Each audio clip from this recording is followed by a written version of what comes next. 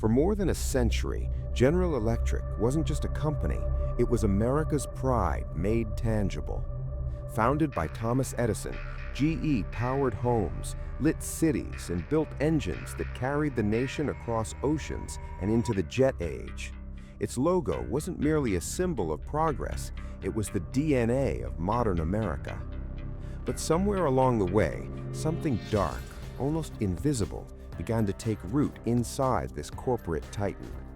The downfall of GE wasn't caused by foreign competition or technological failure. It was a slow-motion collapse, a masterpiece of financial wizardry that turned genius into poison. This is the story of how the mightiest industrial empire in America decayed from the inside out, not because it couldn't build the future, but because it forgot why it existed in the first place. A story of obsession, illusion, and the quiet death of an icon, the GE nightmare. The rise, the empire that built America.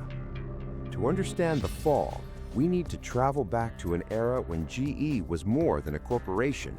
It was America's industrial backbone. From light bulbs to locomotives, from power plants to jet engines, GE electrified a century. It wasn't just selling products, it was selling the idea of limitless progress.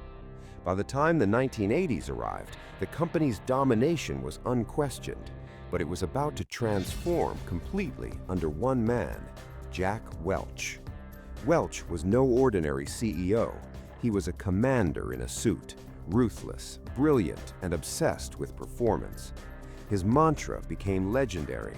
You're either number one or number two in your market, or you're out.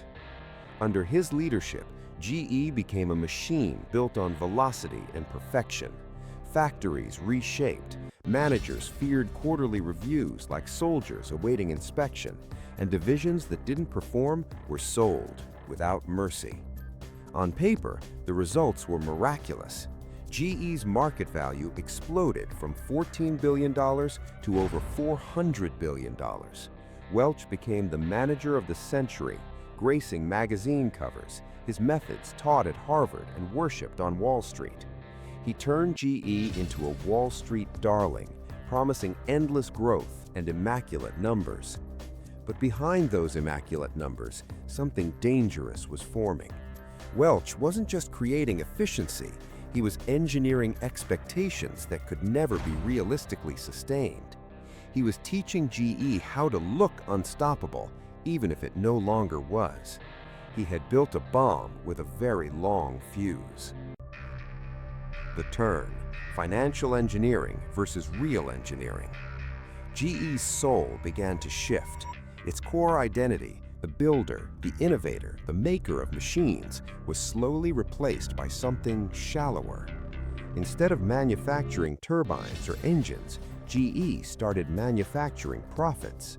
The instrument of this transformation was GE Capital, a side unit originally designed to help customers finance household appliances. But under Welch, it became something else entirely, a shadow bank, a financial juggernaut operating inside an industrial giant.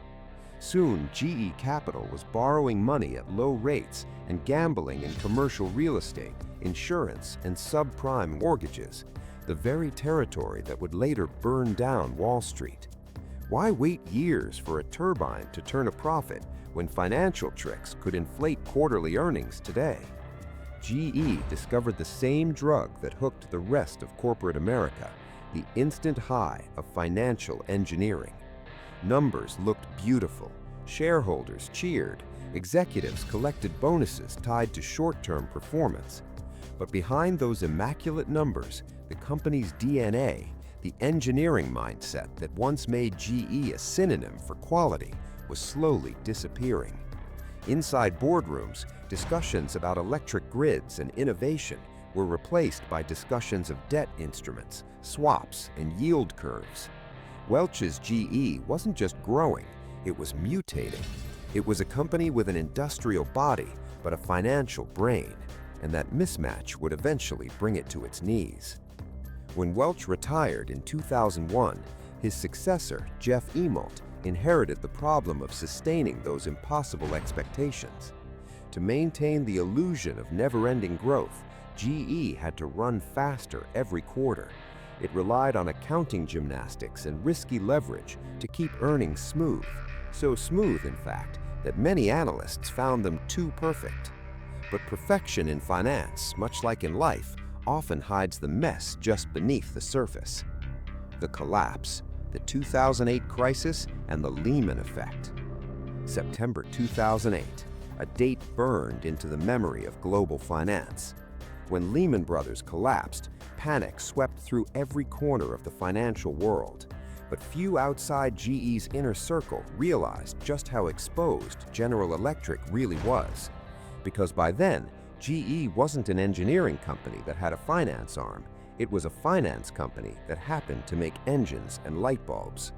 And its massive financial arm, GE Capital, depended almost entirely on short-term credit markets to survive. When those markets froze, GE suddenly couldn't roll over its short-term debt. It was like watching a power station lose electricity. The company was within days of total shutdown. Payrolls, suppliers, shipments, everything was seconds from collapse. To survive, GE turned to emergency measures. The U.S. Federal Reserve quietly included GE Capital in programs meant for banks, even though it wasn't one. And then came Warren Buffett, the White Knight. Warren Buffett's Berkshire Hathaway injected $3 billion in cash, a lifeline wrapped in reputation. But those bailouts came at a cost, both financial and psychological. GE's once invincible image was shattered. The world discovered that the backbone of American industry was in truth a highly leveraged bank in disguise. From there, the unraveling began. To stay alive, GE started selling itself piece by piece, copying the same desperate logic that once doomed companies like Sears. The plastics division, gone. NBC Universal, sold to Comcast. Even its legendary appliances business, the very thing that brought GE into American homes for generations, was sold to Haier, a Chinese firm. Watching GE dismantle itself was like watching a skyscraper being deconstructed one floor at a time because the foundation could no longer hold. By 2018, a company once worth over $600 billion had lost more than $500 billion in market value. Analysts called it mismanagement, critics called it karma, but for the tens of thousands of employees left behind, it was simple tragedy. The zombie and the human cost. Today, the GE that once symbolized American industrial might no longer exists as one unified company. It has been split into three separate entities: aviation, healthcare, and energy, each trying to survive under its own weight. What remains of GE is more echo than empire. For many workers, the story is personal. Factories that had run for generations were shuttered. Communities that depended on GE's presence in New York, Ohio, South Carolina fell into economic silence. Pensions evaporated, retirements vanished, and the promise of lifetime security proved to be a myth built on quarterly illusions. The human cost was hidden behind spreadsheets and shareholder reports. Those on the floorboard didn't see yield curves or EPS targets. They saw job cuts, relocation orders, and empty parking lots. Even retirees, who spent decades helping GE reach its mythical heights, found their benefits reduced or restructured. And yet, even as the wreckage spread, GE's model of financialized corporate strategy became the blueprint for others: Boeing, Sears, AT&T, all chasing shareholder value at the expense of the very thing that once made them great: stability, innovation, and purpose. The irony couldn't be sharper. GE, once the empire of light, was undone by the darkness of its own financial shadow. What happened wasn't an accident. It was the logical end of a system that prizes short-term illusion over long-term creation. The engineers who once shaped America were replaced by financial engineers, people who built models, not machines. The result? A zombie corporation, moving but hollow, alive on paper but dead in spirit. The lesson. The fall of General Electric isn't just the story of a company. It's a warning written in quarterly reports and paid for by human lives. GE didn't collapse because it stopped innovating. It collapsed because it forgot how to wait, how to dream beyond the fiscal year. The same mindset that pushed executives to polish earnings and buy back stock infected an entire generation of American corporations.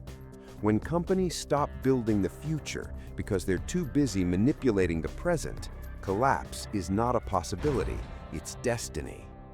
As GE's empire of light faded into financial twilight, America learned a painful truth. No company, no matter how large, can outsmart reality forever.